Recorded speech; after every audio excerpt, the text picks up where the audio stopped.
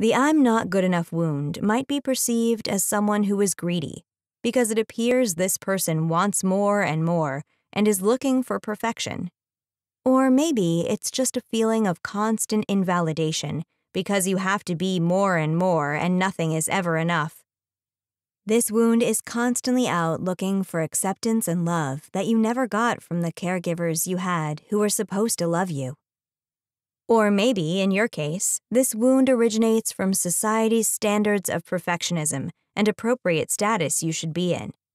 Wherever this wound's origin comes from, it can cause major disparities in your mental, emotional, spiritual, and physical self.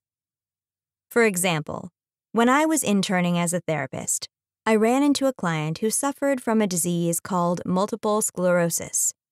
While I was completing her assessment, I discovered that she had worked and didn't stop and didn't rest until she developed a health disparity.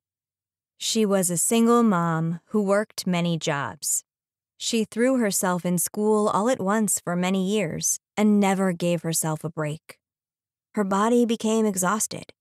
She became disabled. Her adjustment to her new disability was a learning process, but also a difficult one for her. Anytime she felt that she was a burden on someone, she would become stressed. This person had to adjust to doing less and less because she spent so many years in overdrive.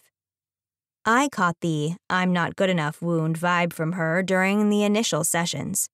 It wasn't hard to detect based on what she told me. The very first and only intervention I could think to implement with her was for her to use redirection. I advised her that when she was feeling this, she should tell herself, "I am good enough." It actually worked for her, and by the next session, she showed me a ring that she bought for herself which said, "I am good enough."